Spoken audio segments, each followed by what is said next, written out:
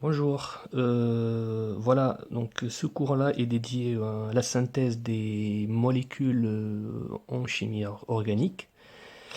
Normalement, c'est un seul chapitre, mais je vais l'aborder en trois temps pour simplifier les choses. Donc, je vais le faire en trois mini-chapitres, on va dire. Le premier mini-chapitre, ça sera la synthèse des molécules en chimie organique, c'est-à-dire la synthèse carrément, la définition, comment ça se passe. Le deuxième mini-chapitre, hein, ça sera sur le rendement d'une synthèse. On va voir comment on calcule le rendement, qu'est-ce que c'est un rendement d'abord, comment on le calcule, quelles sont les étapes de calcul, et ainsi de suite. Et la troisième partie, on va dire le troisième mini-chapitre, ça sera une application, un exercice d'application tout simplement pour voir comment on applique tout ça. Bien, on va commencer par une définition de synthèse en chimie organique. Qu'est-ce que c'est déjà une synthèse? Donc une synthèse, c'est un enchaînement de réactions chimiques, d'accord? Une réaction qui enchaîne avec une autre réaction, qui enchaîne avec une autre réaction. Donc c'est un enchaînement de plusieurs réactions, ça peut être une seule, hein, comme ça peut être plusieurs réactions, 2, 3, 4 ou bien beaucoup plus. Donc c'est un enchaînement de réactions chimiques mises en œuvre volontairement ou non. Alors, c'est-à-dire que ça peut être fait volontairement, c'est-à-dire dans l'industrie par exemple, hein, c'est pour des intérêts industriels, ou bien dans la nature. Donc la synthèse peut se passer dans la nature de façon spontanée également. Et c'est une synthèse naturelle. Donc, volontairement ou non, dans la nature, c'est-à-dire entre parenthèses, qu'est-ce qu'elle permet? Permettant l'obtention d'un ou plusieurs composés chimiques, donc des produits finaux intermédiaires. C'est-à-dire, au bout de chaque réaction, on va obtenir un produit et on va refaire encore une autre réaction, on obtient le produit, de ce produit-là, on va obtenir encore un autre produit, à partir duquel on va obtenir encore un sous-produit, à partir duquel on va obtenir encore un sous-produit, ainsi de suite, jusqu'à obtenir le produit qu'on cherche. Parce qu'à la fin, le but d'une synthèse, c'est d'obtenir un produit final, d'accord, synthétisé. Par exemple, un exemple de ces synthèses, l'obtention du savon. Alors le savon, on va voir d'ailleurs un exercice dessus. Le savon est obtenu à partir d'huile d'olive et de la soude, d'un autre produit chimique. Enfin bref, donc c'est un mélange, c'est une réaction entre deux produits, entre deux réactifs, qui vont nous donner le savon à la fin comme produit final. Donc, et ça, on dit que le savon est obtenu par synthétisation, donc par synthèse. On a synthétisé le savon. Il y a aussi les antibiotiques, ce qui est très utile. Il y a aussi les textiles. Il y a plusieurs types de textiles qui sont synthétisés, c'est-à-dire il y a des tissus naturels, mais il y a aussi des tissus qui sont synthétisés, hein. On les retrouve pas dans la nature, mais ils sont synthétisés. Il y a aussi les parfums. Voilà, les parfums, on utilise beaucoup de synthèse de différents types de parfums. Donc on obtient différents types de molécules finales, hein, des composés chimiques finaux. Voilà. Donc ça, c'est en gros la définition de la synthèse. Passons maintenant au cours. Alors, synthèse de molécules en chimie organique. Ce cours-là, hein, comme je t'ai dit, il y a trois chapitres, hein. J'ai partagé le cours en trois chapitres pour simplifier les choses. Eh bien, ce chapitre-là, il est divisé en deux parties, je l'ai fait en deux parties. La première partie, je vais parler de la notion de synthèse. D'accord? Qu'est-ce que c'est la synthèse et comment ça se passe? Une synthèse en chimie, bien sûr, une synthèse chimique. Et la deuxième partie parle de la sélectivité en synthèse. D'accord? Hein, on vient dans une synthèse chimique.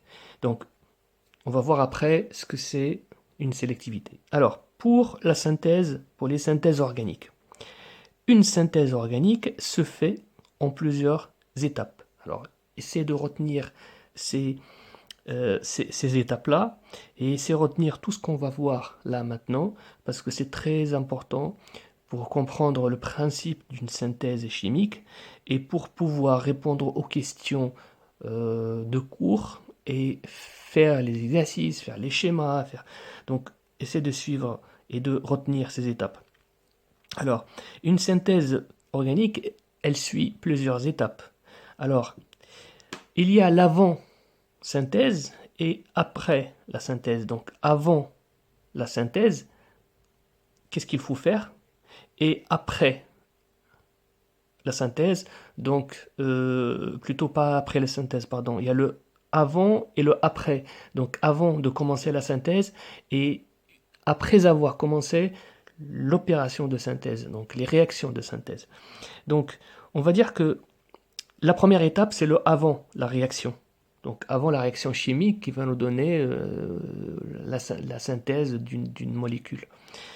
Alors, parce que c'est un travail sur des molécules, on est d'accord. Donc, c'est une réaction entre des molécules en réalité. Donc, on va faire réagir des molécules et on va obtenir aussi des molécules, donc qu'on produit.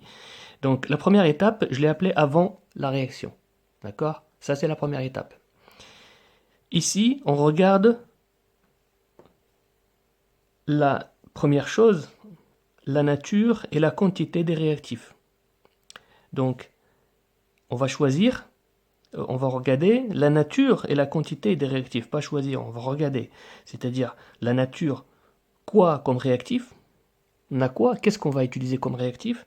Et la quantité, donc la quantification de ces réactifs-là, combien de quantité de matière de chaque réactif. Donc voilà le premier point qu'on regarde dans la première étape, avant la réaction. Donc ça, c'est avant de commencer toutes sortes de réactions. Donc, d'accord? Le premier point dans la première partie, c'est la nature et la quantité. Deuxième point, le solvant. On va voir quel est le solvant qu'on va utiliser pour la réaction, si on utilise un solvant, bien sûr. D'accord? Donc, c'est pas systématique, mais le solvant fait partie des éléments qu'on doit vérifier. Donc, ce solvant-là, hein, s'il existe, bien sûr, si on a besoin d'un solvant, il peut être un milieu aqueux ou autre. Donc, c'est soit à partir d'eau, de l'eau, ou bien à partir d'un autre liquide. Donc, le solvant, dans la plupart du temps, c'est de l'eau, mais il peut être aussi un autre liquide.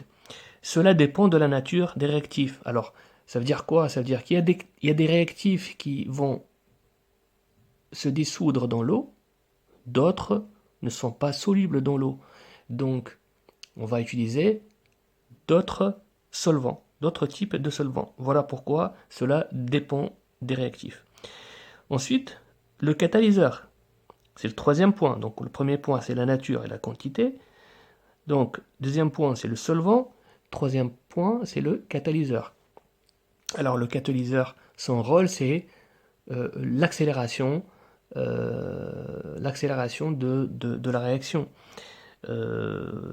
Alors, bien sûr, on utilise ou pas de catalyseur, on utilise ou pas de solvant. Hein. Le solvant, c'est aussi pour accélérer la réaction, pour permettre de faire réagir les réactifs. Le catalyseur, c'est la même chose, donc c'est un paramètre d'accélération chimique, hein, de réaction chimique. Donc le catalyseur, est-ce qu'il existe ou pas? On peut utiliser un solvant, on peut aussi utiliser un catalyseur, on peut utiliser les deux, mais en tout cas, c'est un paramètre qu'il faut prendre en compte dans une réaction de synthèse. D'accord? Voilà. Alors, quel type? Ici, bien sûr, c'est ce qu'on va regarder avant de commencer la réaction. Donc, on se pose toutes ces questions-là. On va vérifier tous ces éléments-là. Donc, le catalyseur, on va se demander quel type de catalyseur utiliser. Et si on a besoin de catalyseur. D'accord? Alors, bien sûr, on a vu déjà avant les types de catalyseurs hétérogènes ou bien homogènes. Il faut revenir aux définitions. Il faut que tu revoies ces notions-là dans les précédents cours. Donc, qu'est-ce que c'est un catalyseur hétérogène et qu'est-ce que c'est un catalyseur homogène? Donc là, il s'agit de se poser la question sur le type de catalyseur utilisé, comme on s'est posé une question sur le type de solvant à utiliser. Donc tu vois, premier point, la nature et la quantité qu'on doit utiliser dans les réactifs. Deuxième point, c'est le solvant qu'on doit utiliser. Troisième point, quel catalyseur on doit utiliser. Donc tout ça, c'est avant la réaction, c'est la première étape. Alors, quatrième point, ce sont les paramètres expérimentaux. Donc, on va bien regarder les paramètres expérimentaux, c'est-à-dire la température de la réaction. Alors, il faut mener la réaction à quelle température exactement? D'accord? Ça dépend des réactifs aussi. Quelle pression atmosphérique?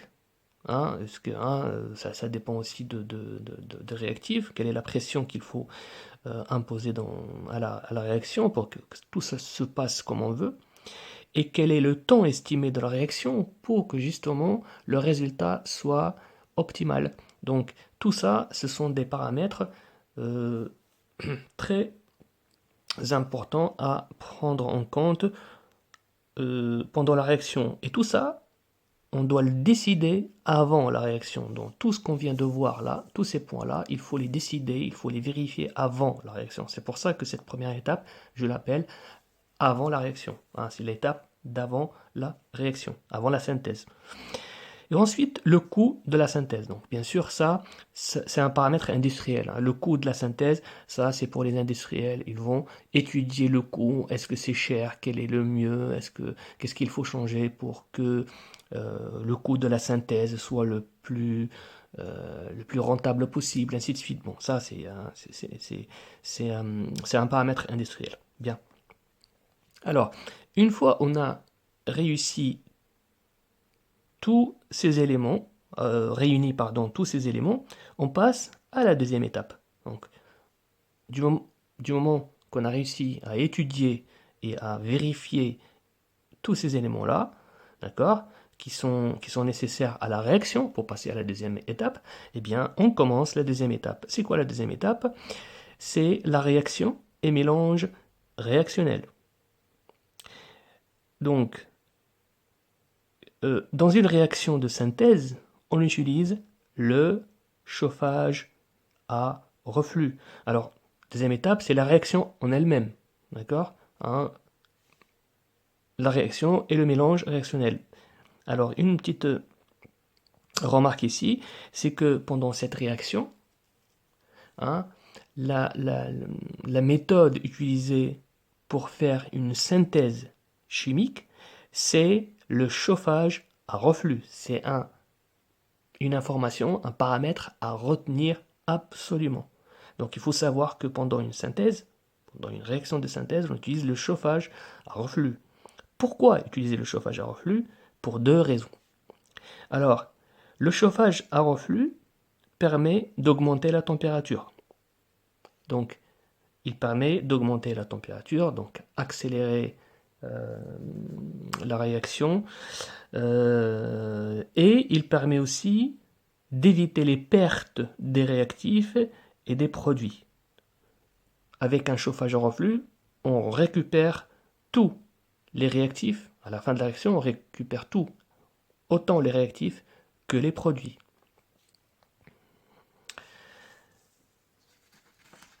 Bien.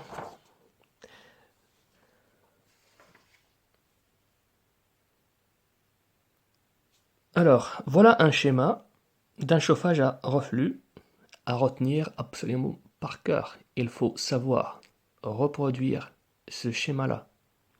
Alors, j'ai ici un chauffe-ballon, d'accord? Ensuite, j'ai le ballon dans lequel on va mettre les réactifs, d'accord?